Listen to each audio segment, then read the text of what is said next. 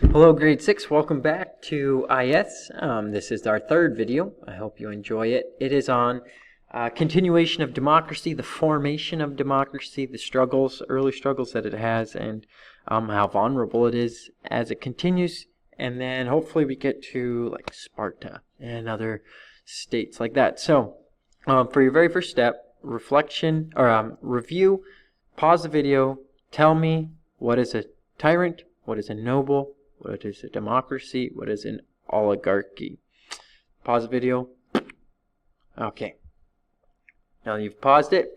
Review. Remember, tyrant is a one-man ruler, like a king, someone who is the sole person in charge of a country. A noble is someone who, it's usually a landowner, someone with influence in the country. A democracy is a form of government where it's the people in charge of the people. The people elect someone to rule over themselves. And so a regular person, not necessarily a king, but I guess it could be a noble or someone, but the people ruling the people for the people. Oligarchy is a rule of the few, so it's mostly in history made up of the nobles, the rich at the time, who through a small portion of the body are ruling the rest of the people. Decisions are made by the rich, not by the others, and so not as ideal as a democracy, obviously, but not as quick, as efficient as a tyrant.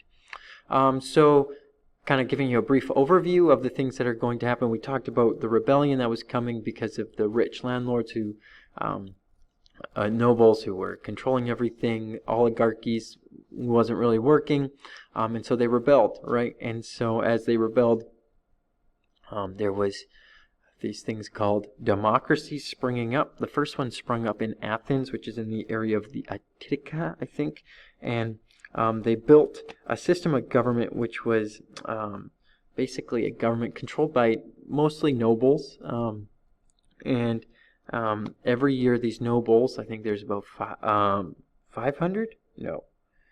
I can't remember off the top of my head. I think it'll come. But of nobles that were either elected, and each year these people who were in the council elected a chief magistrate. And this magistrate would rule for 1 year, making decisions, kind of like a president or a mayor. And then after their 1 year was up, they'd be done. And then they would be able to go again in 10 years. And so this is the process that was going on. There's rebellions happening all over Greece. Athens sees these happening and just trying to avoid it. So they start to form a democracy. And so this democracy allowed peasants and regular people to have a voice, to become debt-free. They're living under the pressure of the rich landowners, things like that. So, of course, the wealth, money talks. Money is influence, and so it was back then too. So, what happened? Every year, chief magistrate was elected, think president. In the year 594, at that year timeline, Solon was elected as the chief magistrate. And during this time, there was actually a lot of oppression of the peasants. And so there was a lot of debts that were either made out to be like you lived your life as a slave, you sold your kids into slavery, or whatever. And so you were banished debt by slave. And so this guy, Solon, comes and he cancels the debt, and he expands the people's role in the council, and all citizens could vote. So instead of it just being the few people who are part of the council, now every citizen, male citizen who is not a slave living in there, could vote, and he expanded the council to 500 people, if I'm correct. Yes, 500 people, and canceled the debt, which was a huge dent in the pocket to the rich, but it gave the regular person the opportunity to move up and down the ladder. It gave them freedoms that they didn't have, because oftentimes they were forced into debt slavery, where you become a slave to pay off your debt. And of course, they're given the right to vote, and given the right or the opportunity to serve in the council and have an influence over there. But Solon never stepped down as chief magistrate. In fact, he ruled as a tyrant. So he was elected as a chief magistrate, did such a good job, I guess, that they wanted him to be a tyrant. Now, he's always remembered as good. And so it's important to remember that tyrant, the word tyrant as we think of it as evil isn't always bad, especially in history where it first comes out. And so as Solon dies, a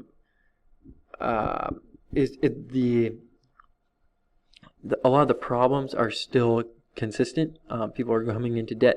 However, the land is still being owned by the same people, so you can cancel people's debt, but have you solved the problem for why they were going into debt? So his cousin becomes the next tyrant leader and would get rid of all these landowners and redistribute the wealth, opening up the economy for everyone to grow, which a lot of people think, oh, well, that's really nice. However, there's problems with that, but it is the step of his Poseidon. I can't remember the year that Poseidon... in the year 560 BC, so add that to your notes, is the year that Pistis became the tyrant leader. And then it was a series of tyrant leaders until a man named Cleisthenes expanded the council to 500 and gave more voting privileges to the people, and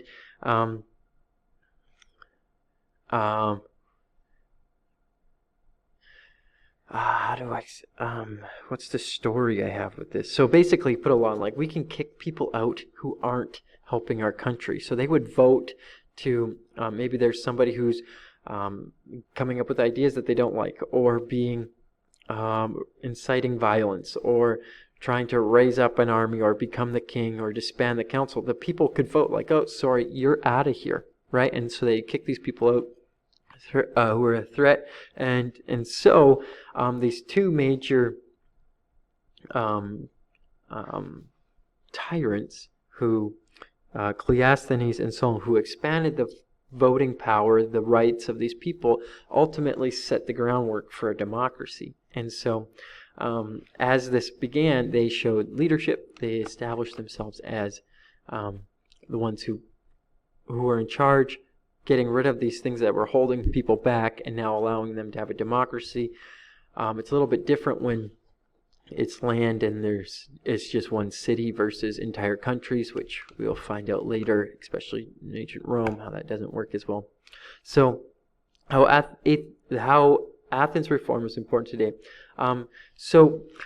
From this, we have the beginning of the understanding that people are equal, right? If you're born, you are equal to the law. And so what was happening in Athens and other places is that the laws that were voted on and created by these people of the cities, they were written down, they were put in prominent places, and as you entered in the city, this is what you agreed to. This is what you were being held to. And it wasn't just for the rich, it wasn't just for the poor, it was everyone who was a citizen. And so by doing this, it established something that really we enjoy today, is that all people are equal before the law. And so if you murder someone, it doesn't matter if you are running for the presidential candidate or something like that, right? It's against the law, right? And so you are subject to it.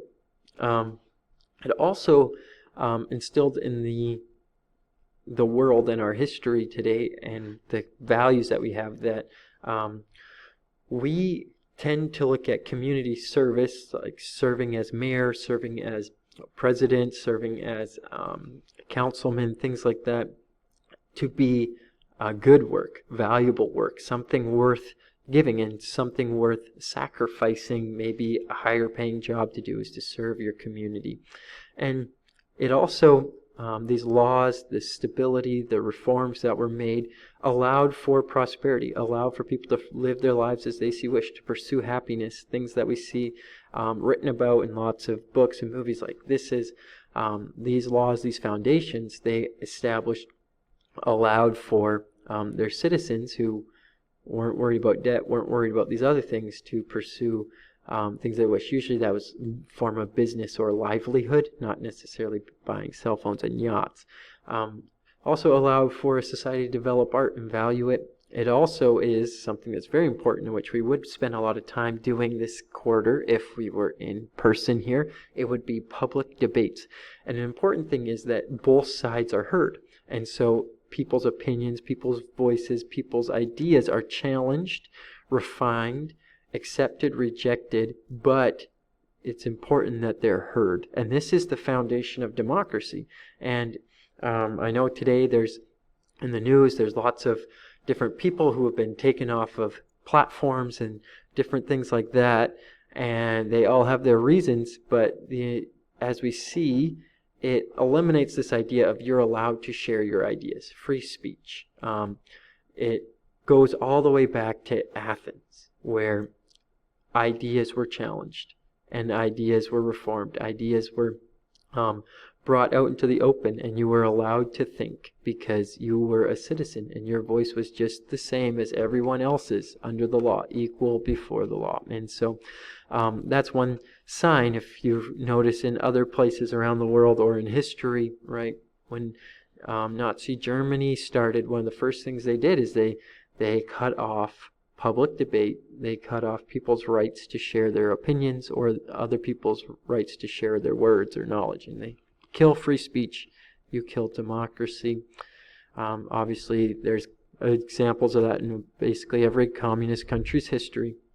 If you want to dominate, you need it. So, please take the rest of the time for this video to answer the following questions. Based on what we have learned, what form of government do you see as the best for the people? So, based off of what we learned, we haven't talked much about oligarchy or tyrant, but I think you'd understand that from our past experiences, our past learning. Which one's best? Tyrant, one-man leader, oligarchy, the rule of the few, or democracy, ruled by the people? And then the next question is, based on our learning, what form of government seems to be the most effective? Now remember, in a democracy, everything has to be debated, everything has to be voted on. And so if you need change to happen, what happens? And so we see examples in ancient Greek history where when big things happened, it was when it was a tyrant leader, a one-man leader running the show. And then the last thing, finally, with your island, don't do it with your island, do it on your own. Create laws you would install if you were forming a government. Imagine you started the first country of Kevinville. Okay, you're the king or you're the people in charge. What laws would you use to rule it? Every country has rules. Every country has laws. You need those in order for it to function. Otherwise, it's just the wild jungle out there. And what do they need to be? What rights will you give your people? Will you give them the right to speak? Will you give them the right to pursue their own ideas? Will you give them education? Right? What are people's rights in your government? And do they have the right to kill other people? Do they have the right to steal? What are the laws you would make? I think from this you should maybe make 3 or 4, 20 to 30 laws with a country name, maybe a logo or something like that, a flag. I'm sure that's the next thing that's happening. So that's the end of our video. Take time to do this. Pause it. You will need to submit it and be ready for our quiz in class.